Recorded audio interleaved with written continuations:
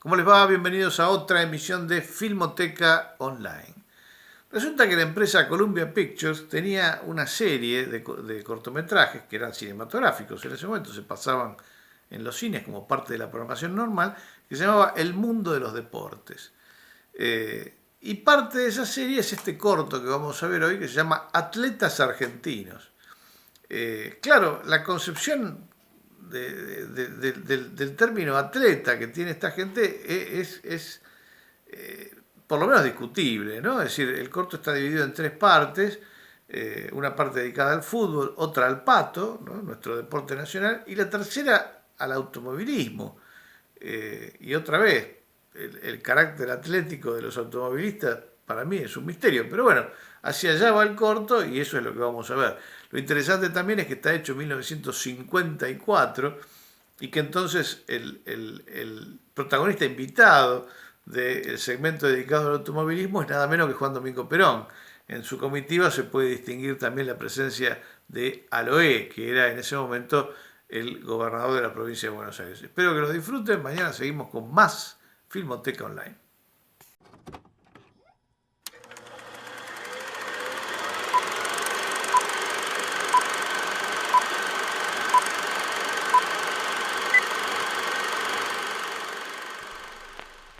This is Bill Stern, thrilling story, sports.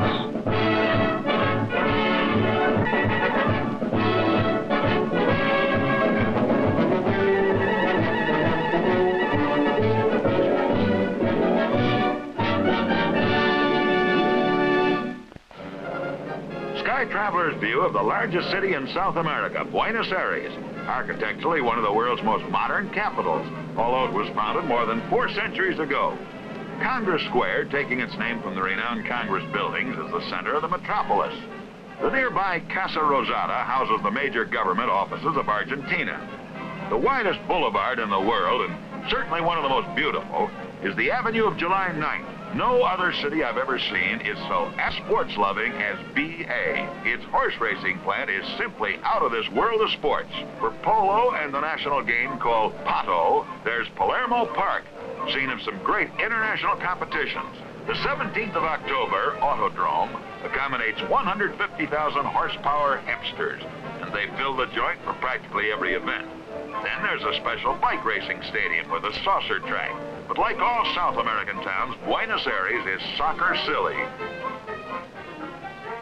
There is the River Plate Stadium, which holds 100,000. Sit down, boy, and let's try to squeeze inside.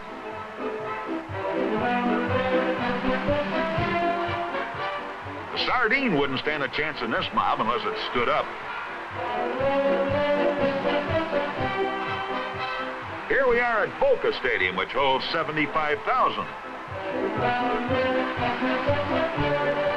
3 tiers jammed solid, as many as the Yankee Stadium seats.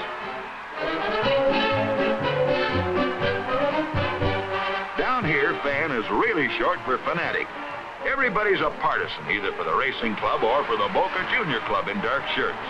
Winning team will head the first division in the Pro Soccer League, and the Bocas have a kick coming, which the racing club goalie saves. Then a miss and the game's off to a fast start.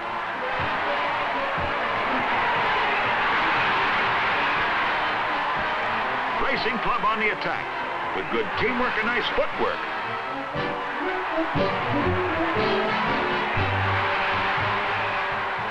Boca recovers, and there's a pass across, followed by another one, away over to the sideline. Kicking the ball in short takes like that is called dribbling. Boca attacking deep in racing club territory. The kick to center is intercepted with as any a bit of play as we've seen. Boca attacking again. And the biggest kick is the one the crowd gets out of the play.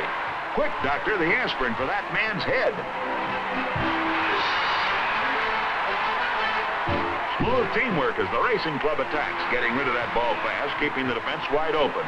Across to the sideline, and as the defense shifts, back to the center. Closer to scoring position and working it in. Right through a hole in the Boca defense for a shot. A diving save. Another plunge, then misses. Racing kicks, and it's saved again. That goalie sure knows all the dives, and the crowd loves him. Second half. Change goals, no score, and Boca attacking the Racing Club net. The goalie pulls too far out. The Boca forward sneaks past, and the game's on ice by a single point, and the fans go wild.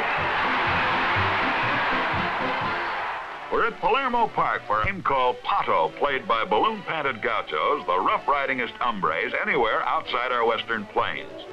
Once played with a dead duck, believe me. It's now played with a soccer ball fitted with 6 handles. Throwing it into that butterfly net is the object. Polo horses are used, and the game starts with a center toss-up, as in basketball. The handles are on the ball, so an opponent can tug it out of his hands. It's a combination of polo, basketball, horse racing, and mayhem, and how they toss that ball around.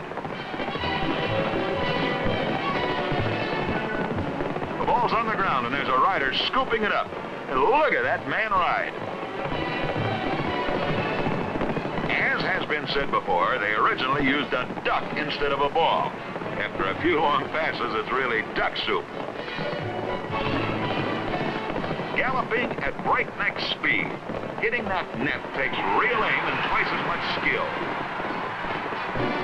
The day this match was played, Pato was made Argentina's national game by decree of the government. The word Pato, by the way, means duck. So we're back to that old thing again. Nearest the game comes to the original feather feed is that these riders really fly. It's a regular tug-of-war when they get to tussling with that ball. The gaucho with the heaviest horse usually wins. But there's more than brute strength and speed. There's teamwork and skill, both offensively and defensively. If that light shirt wants to make a goal, he'll have to throw his opponent with it.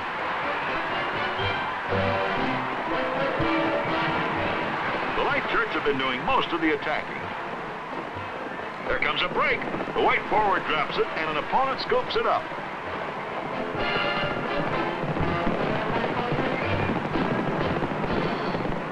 It's amazing how they can time their play with the speed of the horses. The ball carrier has a teammate spotted. He passes back, and how do you like that circus catch? The old college try that's worth all the applause he gets.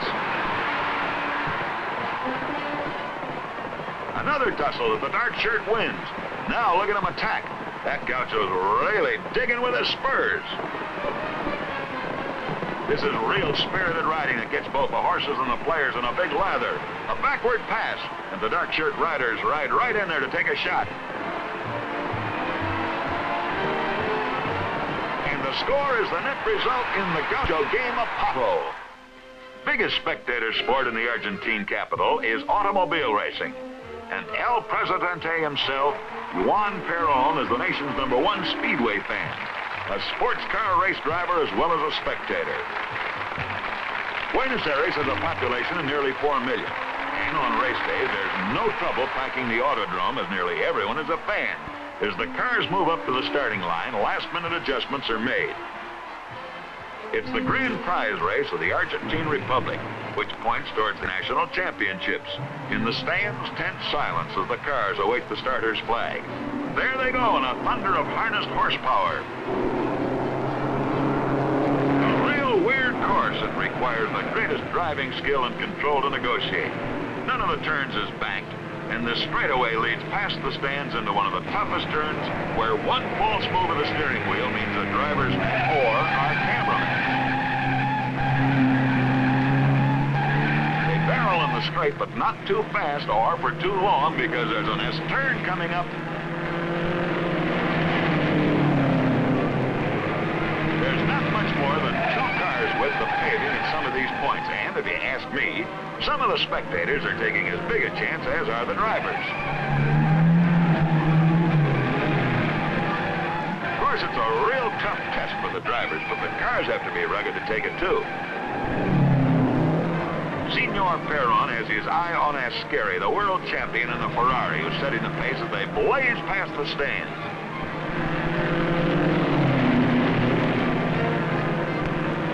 Hey, how'd we get up here?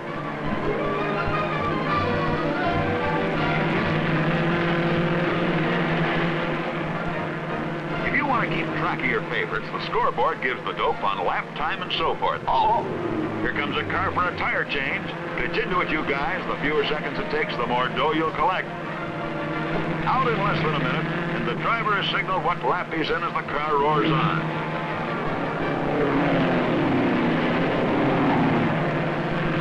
97 times around this 3.5-mile jigsaw puzzle of concrete. There'll be a lot more gas, oil, and tires burned up before they come to the last lap. It's hard to keep track of them. They go so fast around one curve and come so fast around another.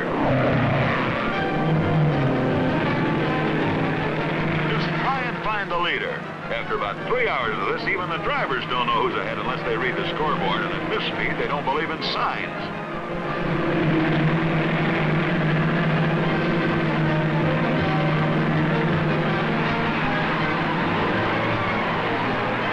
To the finish line and across, the Ferrari, driven by the great Ascari, at 77.5 miles per hour average, giving him the Argentine Grand Prize, 9 points toward the World Championship, several thousands in Argentine currency, all tax-free loot. A salute from the Presidente and the acclaim of the sports happiest people on the face of the globe, the citizens of Buenos Aires.